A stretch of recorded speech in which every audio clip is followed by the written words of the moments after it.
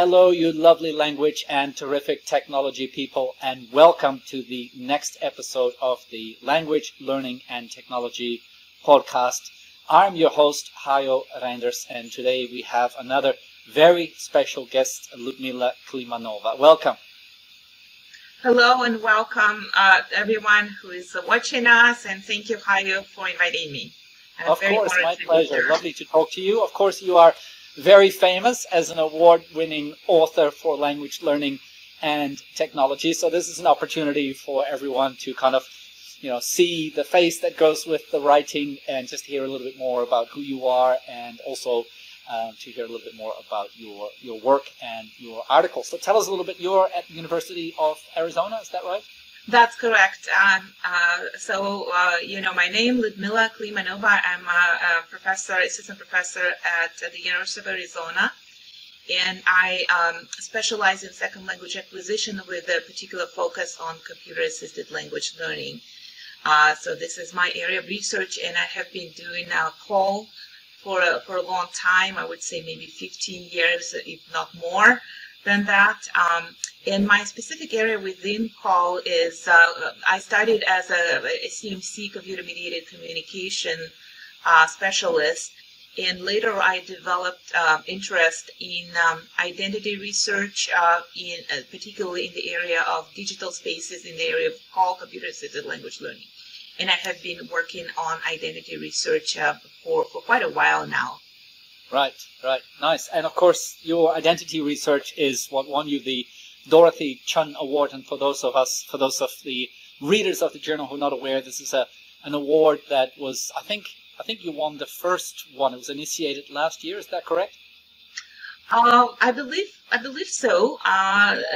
This is 2021 Dorothy Chun Best Journal Article in Language Learning and Technology Award, and I'm very honored because last year in particular was very rich in very high quality articles in the journal, and my article on identity research was selected and was awarded, and this is a special recognition for me.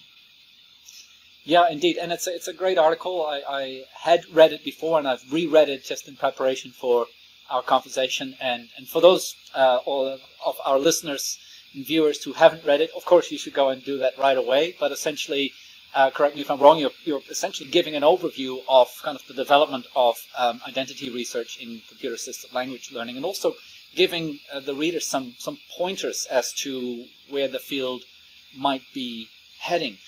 So I'm particularly interested in that final piece, because in the article you talk about the development from the 2000s onwards. You have the communicative turn, and then the social turn, and then later on the sort of multilingual and critical turn. And I think you kind of position that as leading up to about 2020. So where are we now, and where are we going next? What's the next turn in the road?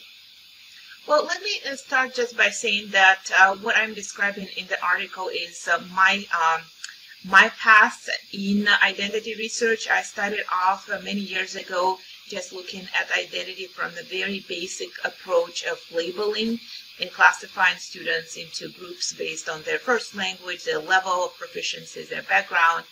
And right now, over the years, my perspective on identity in digital spaces has evolved tremendously. And of course, my insight has been influenced by new theories and new approaches in second language acquisition and teaching that have also been developing quite intensively over the past 2 decades. But more recently, I think we have been paying more attention to multilingualism, the questions of power and equity and equality.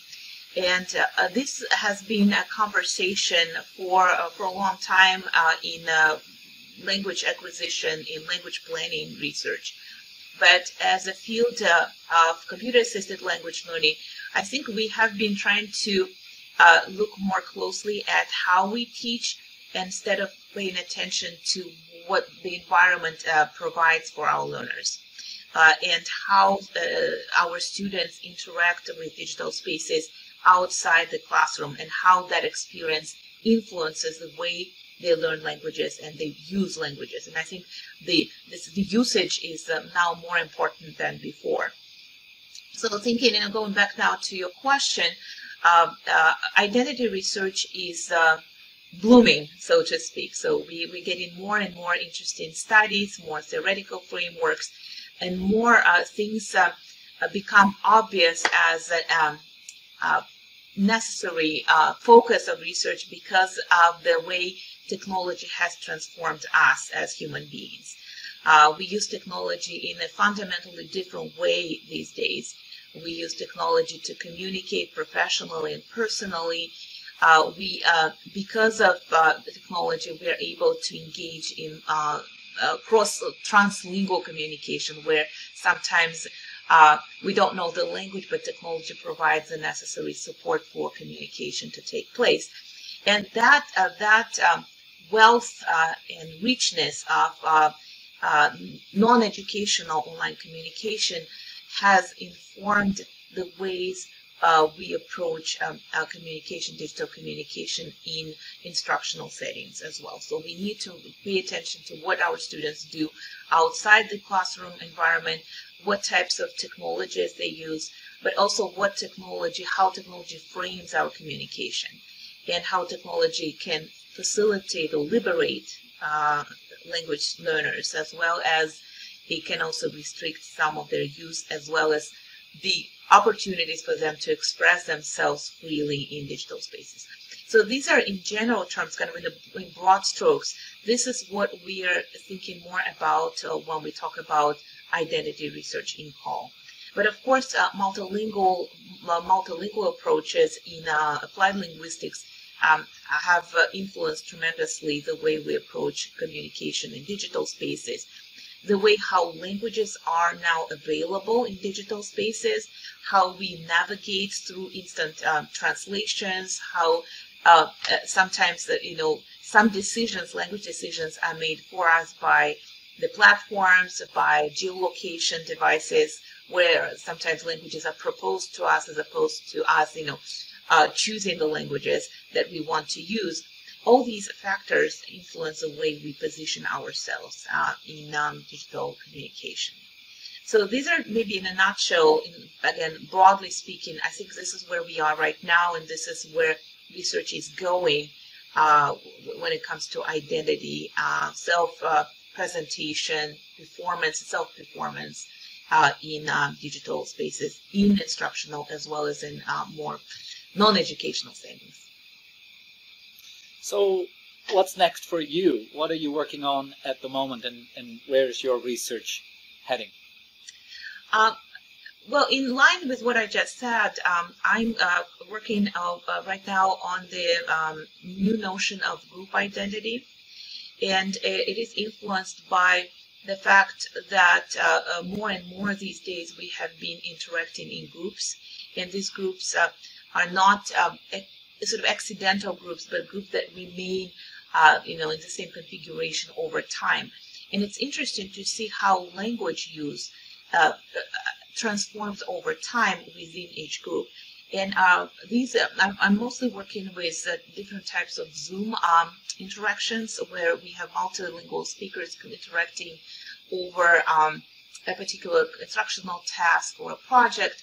But it's interesting to kind of think about identity as not necessarily belonging to one individual in digital space, but identity as dynamically transforming into a group belonging.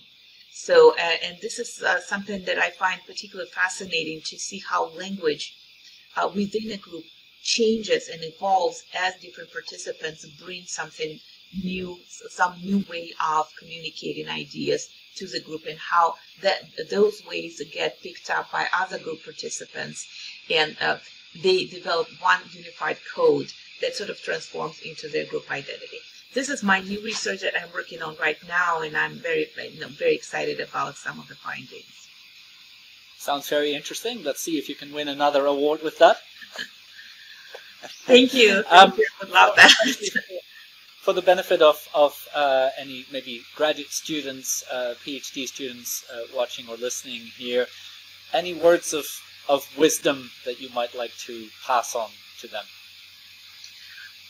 Graduate students, of course, I want to invite students who are still looking for topics to research for their dissertation projects.